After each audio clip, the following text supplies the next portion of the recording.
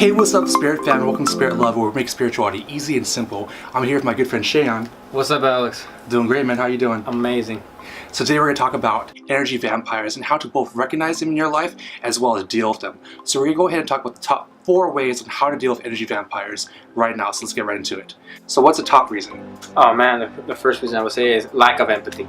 These energy vampires have a way with words. They are magicians when it comes to words. They can say things like that would make you feel like you're on top of the world, all the way to making you feel like you are a pile of, mind the French, shit. So be very careful of these kind of people, because they might not even know what they've said to you, but something that they have told you that has devastated you, on the other side they have not felt a single thing. I totally agree with you. Lack of empathy is a huge aspect in terms of what makes someone an energy vampire in your life. For example, a lot of times we meet people, and again, these people are not always people who are negative from the get-go. They can be very charismatic and very, very interesting as people, and we're naturally drawn to them. But as soon as we become their friends or their boyfriends or their girlfriends, even in that type of situation where you're in a relationship, they can start off very, very charismatic and then end up doing a 180 and becoming really negative. And we wonder why we suddenly see this new person and we almost victimize ourselves, where we're like, what happened? What did I do to make this person treat me so badly? But what you have to realize is that lack of empathy, that lack of EQ, emotional quotient, is a really, really negative aspect, and it's better for them to leave than stay in your life. So if you have an emotional vampire that leaves your life, either as a friend or in a relationship, it's a really, really positive thing, because you're able to concentrate on positivity and what you really value in a person, in a friendship, in a relationship, and you're able to build better support networks. So always understand that there's certain things that we can't control. You can't control having negative people in your life sometimes. Sometimes people are going to come out negative and you don't even know it. But it's important to understand that it's always important to learn and grow from each experience and to develop good, strong, positive support networks. Let's go ahead and get to number 2. Energy vampires, they give you the evil eye. And if you're wondering what the evil eye is a term that has been used widely in the Middle East and in ancient cultures around the world, basically saying that when a person of envy and jealousy sees you from that place, they're sending invisible arrows to you, because they don't want you to be happy, because they themselves are not happy. So if you share with them a good news about yourself, like getting a new car or a raise at work, they'll be very happy for you on the outside, but on the inside they're not happy at all. They're actually sending you the evil eye. They want you not to have that. So be very careful around the people that you surround yourself with. It's very dangerous. Exactly. As negative energy is something that we all kind of inhibit within ourselves sometimes. I think in this aspect, we all can be energy vampires at one moment or another in our lifetime. And it's important that when we feel envious, when we feel like someone is better off within us, financially or within physical looks, it's important to understand that we all are here for great purpose and we all are created equal. But the importance in that aspect is understanding your own self-worth. And through that, you have to do positive affirmations. So understanding how to incorporate positive affirmations in your life, where you're constantly implementing some type of positivity, where you're saying something positive towards yourself. Because there's going to be so much negativity in our environment, right? People are always going to say one negative thing or another. So it's important that you say something positive towards yourself on a daily basis.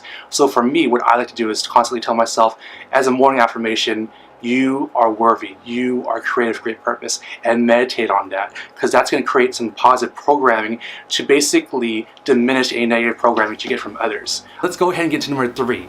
A lot of times energy vampires will use you as a tool and not develop genuine friendships or relationships, but actually use you as a tool for their own self-benefits. Most energy vampires will use a relationship as either a tool for financial gain or sexual gain. So for financial gain, a lot of times they'll look at your wealth and use you typically for your wealth and have a disingenuous relationship with you, just based on the superficiality and the narcissism that they build themselves upon. Also, in friendships, a lot of times they'll use you for your connections. If they're trying to build themselves up in life, they'll use you for your personal connections, but not actually as a genuine friend. And you have to understand that these people are going to come into our lives no matter what sometimes. We can't always predict when we're going to have an energy vampire in our life. But the best way to understand energy vampires is simply to understand and appreciate people that are supportive in your life and actually nourish those relationships. Because the more you nourish those relationships, the better you'll understand the negative ones. So I always encourage people to develop good, positive support networks, so you understand the difference between someone who is negative and someone who's positive, and someone who's giving you life and someone who's draining your life. Oh yeah, amazing point, Alex. And I think you just have to remember, is this person coming from a place of authenticity? And usually energy vampires, they do not come from a place of authenticity. They just want to follow the crowd, do what everyone else is doing, or just follow, they're a bandwagoner, just like the Warriors, when they started winning games, everyone else just jumped on the bandwagon. Not like those OG Warriors fans from '08.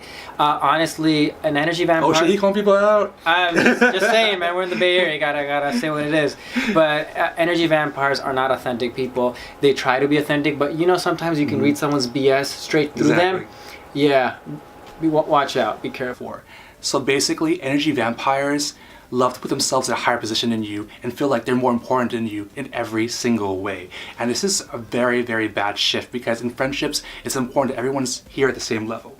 And when someone puts themselves above you as a friend, that can put you in a very, very negative stance because you feel like you're lesser than them. And that's not how a positive friendship is supposed to go.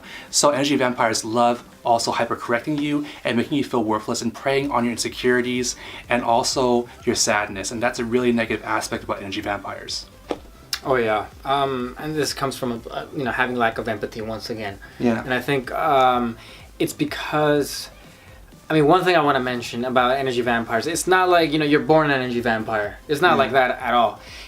Simply, we can all potentially become an energy vampire if we choose to function at that vibrational energy. We must always step beyond that and focus on positivity, on helping others, rather than tapping into these emotions. Because as humans, we all have this ability. We all have envy. We all have jealousy. We're human at the end of the day. But we must remind ourselves to work on good feelings, on positivity, so we don't fall on the lower end of the spectrum but function higher.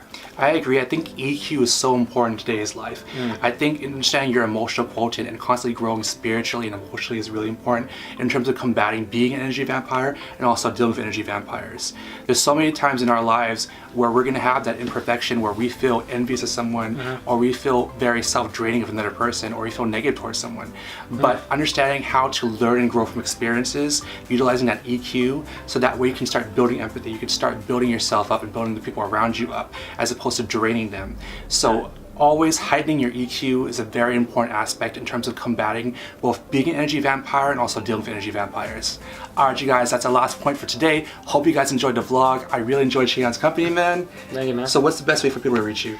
Man, Instagram, Facebook, Medium, and my website. I'm getting it up soon. Awesome, man. And I'll link all his links below. Also, if you want to support the page, please support me on Patreon. Please like and subscribe to my page because I'm new to YouTube and can really use support. Alright, you guys.